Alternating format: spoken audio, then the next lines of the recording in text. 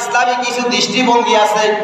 দান করার সময় যদি দৃষ্টিভঙ্গি না থাকে তাহলে আমাদের দানগুলো তুচ্ছিত হয়ে যাবে, ধ্বংস হয়ে যাবে। দান যে করবেন, এই দান করার কিছু দৃষ্টিভঙ্গি আছে, কিছু নীতিমালা আছে। আমার সম্মানিত দিনী ভাইয়েরা, দান করার দৃষ্টিভঙ্গিগুলো হলো, আপনি যে দান করবেন তা হালাল হইতে হবে। আপনার সম্পদ থেকে যখন আল্লাহর রাস্তায় যেই কোনো জায়গায় আপনি খরচ করুন, যেই কোনো জায়গায় আপনি ব্যয় করুন, এই দানগুলো হালাল হইতে হবে। আমার সম্মানিত দিনী ভাইরা, আর তহারাত মানে পবিত্রতা হইতে হবে। আর নাজাসুন ফিকহর পরিভাষায় নাজাসুন মানে অপবিত্রতা। আপনি যখন দান করবেন, দানগুলো পবিত্রতা হইতে হবে। অপবিত্র অবস্থায় আর আপনি যখন হারাম সম্পদ থেকে যখন আল্লাহর রাস্তায় যখন দান করবেন, আল্লাহ তাআলা আপনার এই দান কবুল করবে না। তাহলে আপনি যে দান করবেন তা হালাল হইতে হবে, হালাল হইতে হবে। 1 টাকাও যদি দান করেন হালাল হইতে হবে, লক্ষ টাকা যদি দান করেন হালাল হইতে হবে। কেননা আল্লাহ তাআলা বলেন, আমি পবিত্র। আমি কি? আমি পবিত্র, এবং আমি পবিত্রকারীকে আমি ভালোবাসি। এখানে আমার সম্মানিত দিনী ভাইয়েরা, আমরা দান করব কোথায়? আল্লাহর রাস্তায়। যেহেতু আল্লাহ পবিত্র, আল্লাহ কি পবিত্র। আর যদি আপনি হালাল ইনকাম থেকে যখন আপনি দান করবেন, আল্লাহ তাআলা সাথে সাথে আপনার দান কবুল করে নেবেন। আর 2 নম্বর দৃষ্টিভঙ্গি হলো, আপনি যে দান করবেন, আপনি যে দান করবেন, ভালো জিনিসটা দান করতে হবে। আজকে মসজিদে আমরা দান করি, সবচেয়ে নষ্ট ছিঁড়া যেই টাকাটা, যে ওই টাকাটা আমরা দান করি। কিন্তু না, বিশ্বনবী মুহাম্মদ রাসূলুল্লাহ সাল্লাল্লাহু আলাইহি ওয়াসাল্লাম বলেছে, ও ইমানদার বান্দারা, তোমরা যে দান করবা, ভালো জিনিসটা দান করবা, ভালো নোট।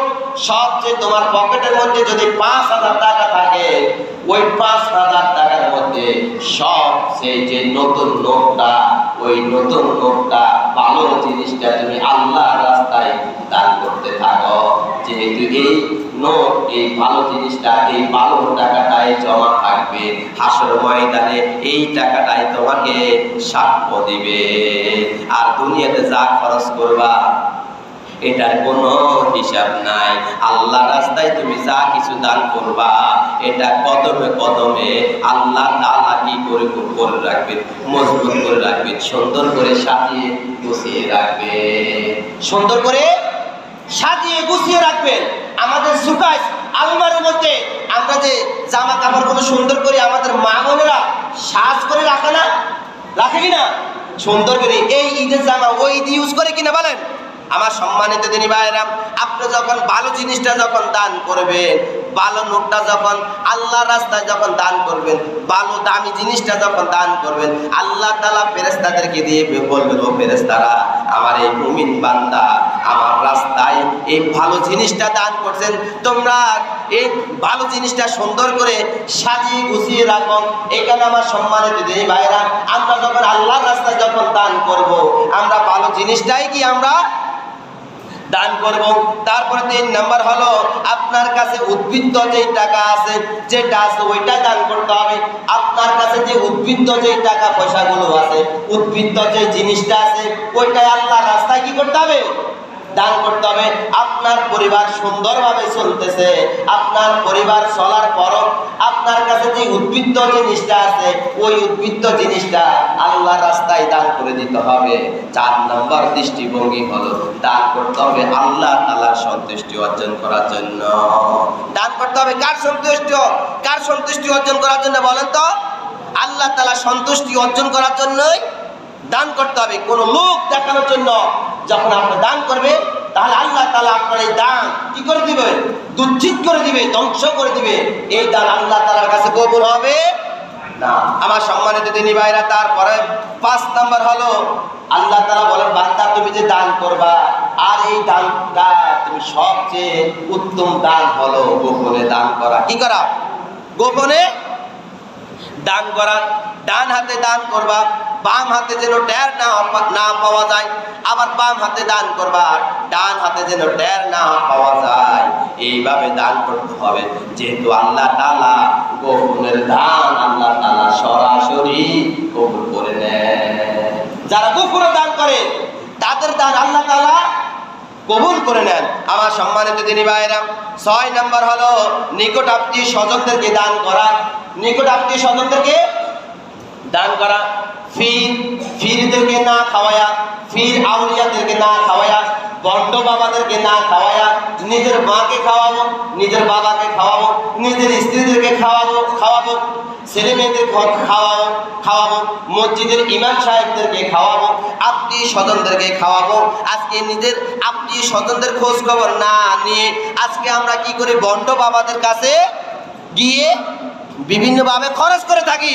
এখানে আবার সম্মানিত দিনী ভাইরা, বিশ্বনবী মুহাম্মদ রাসূলুল্লাহ সাল্লাল্লাহু আলাইহি সাল্লাম বলেছেন, নিকট আত্মীয় স্বজনদের মাঝে কি করো, দান করতে থাকো। তারপরে 7 নম্বর দানের দৃষ্টিভঙ্গি হলো সুস্থ থাকা অবস্থায় দান করতে হবে। তবে মৃত্যুর আগে, মৃত্যুর পরে যদি আপনার পরিবারের পক্ষ থেকে যদি কোটি টাকা যদি দান করে কোনো লাভ হবে না। আপনি তো মৃত্যুবরণ করছেন, আপনি দান করবেন কই থেকে? এখন আপনার ছেলে বেঁচে আছে, আপনার ছেলে সন্তান বেঁচে আছে, এখন আপনার রূহের মাগফিরাতের উপর কি করতেছে, তারা দান করতেছে। কিন্তু জীবিত অবস্থায় কোনো খবর না। জীবিত অবস্থা কি কোনো খবর না। জীবিত অবস্থায় যদি আপনি 5 টাকাও যদি দান করতেন, আল্লাহ তাআলা আপনার এই 5 টাকা উহুদ পার পর্যন্ত ফুসিয়ে নিতেন। আর মৃত্যুবরণ করছেন, মৃত্যুবরণ করার পর আপনার পরিবারের পক্ষ থেকে যদি কোটি টাকা যদি দান করে কোনো লাভ হবে না। এই কারণে রাসূল বলেন, সুস্থ থাকা অবস্থায় অর্থাৎ মৃত্যুর আগে তোমরা দান করতে থাকো। আমার সম্মানিত দিনী ভাইয়েরা, 8 নম্বর দৃষ্টিভঙ্গি হলো আত্মসম্মান বোধের কারণে যারা মানুষের কাছে হাত পাতে না। আমাদের সমাজের মধ্যে অনেক মানুষ আছে মধ্যম অবস্থায়, অর্থাৎ তারা এই দিকও নাই ওই দিকও নাই, একদম মিডিয়াম, অনেক কষ্টে আছে, কিন্তু মানুষের কাছে হাত পাততে পারে না, মানুষের কাছে চাইতে পারে না লজ্জিতর কারণে। আর যারা নিরীহ তারা তো কিছুক্ষণ পরে বলে, ভাই আমাকে 100 টাকা সহযোগিতা করে। আর যারা মোটামুটি ভালো অবস্থা তারা চাইবো কার কাছে? তাদের তো অভাব নেই। আর যারা মধ্যম, যারা মিডিয়াম, তারা আত্মসম্মান বোধের কারণে মানুষের কাছে চাইতে পারে না। যারা সমাজের মধ্যে এইরকম যদি কোনো ধরনের কোনো ভাই বোন থাকে, আমরা তাদেরকে গোপনে গিয়ে তাদেরকে আমরা সহযোগিতা করবো ইনশাআল্লাহ। আমার সম্মানিত দিনী ভাইয়েরা, 9 নাম্বার হলো দান করে কোনো প্রকারে খোটা দেওয়া যাবে না। আপনার আল্লাহর রাস্তায় দোতলা কাজ চলবে, এই দোতলার জন্য 1 লক্ষ টাকা দান করছেন, আবার দোকানের সামনে বসে বলতেছে আমি মসজিদের জন্য 1 লক্ষ টাকা দান করছি। কিন্তু এই ধরনের কোনো কথা বলা যাবে না। যাবে? এই ধরনের কোনো কথা বলা যাবে না। এই যে দান করতেছেন, একটু আগে বলছি না, কার সন্তুষ্টি অর্জন করার জন্য? আল্লাহ তাআলা সন্তুষ্টি অর্জন করার জন্য। তাহলে দান করে কোনো প্রকারে খোটা দেওয়া যাবে না। যারা দান করার পর খোটা দেয় তাদের দান আল্লাহ তাআলা কবুল করবে না। আমার সম্মানিত দিনী ভাইরা, তারপরে আল্লাহ তাআলা সূরা তাওবার 35 নং আয়াতে আল্লাহ তাআলা বলেন, কিপনের সম্পদ জাহান্নামের আগুনের মধ্যে উত্তপ্ত করে দাগ দেওয়া হবে। যারা দুনিয়াতে থাকা অবস্থায় কৃপণতা করবে তাদের এই সম্পদগুলো হাসরের ময়দানে আল্লাহ তাআলা আগুনের মধ্যে উত্তপ্ত করে দাগ দিবেন।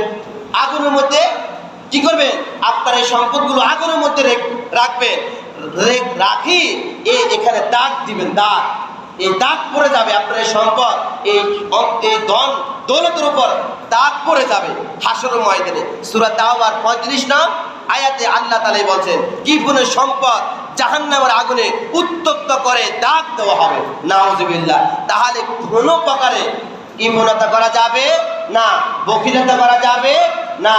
তাহলে দুনিয়াতে থাকা অবস্থায়, জিন্দা থাকা অবস্থায় আমাদের যার তৌফিক অনুযায়ী আমরা আল্লাহর রাস্তায় আমরা দান করবো ইনশাআল্লাহ। তারপরে হাদিসে রাসূল বলেন, বখিলতা কখনো জান্নাতে প্রবেশ করবে না। যারা বখিলতা করবে, যারা কিপটামি করবে, তারা কখনো জান্নাতের মধ্যে প্রবেশ করবে না। আর আগে আল্লাহ তাআলা সূরা তাওবার 35 নং আয়াতে বলছেন যে কৃপণের সম্পদ জাহান্নামের আগুনে উত্তপ্ত করে দাগ দেওয়া হবে। পরে আবার আল্লাহ তাআলা বোঝানোর জন্য হাদিস দিয়ে ব্যাখ্যা করছেন, রেফারেন্স দিয়ে ব্যাখ্যা করছেন, বখিলতা কখনো জান্নাতের মধ্যে প্রবেশ করবে না। এটা হচ্ছে হাদিস। এটা কি হাদিস, সিয়াসিদ্দার হাদিস। তাহলে কখনো কোনোদিন আমরা বখিলতা করব না। ইনশাআল্লাহ আমরা আল্লাহ তাআলার রাস্তায় বেশি বেশি করে আমরা খরচ করব। আজকে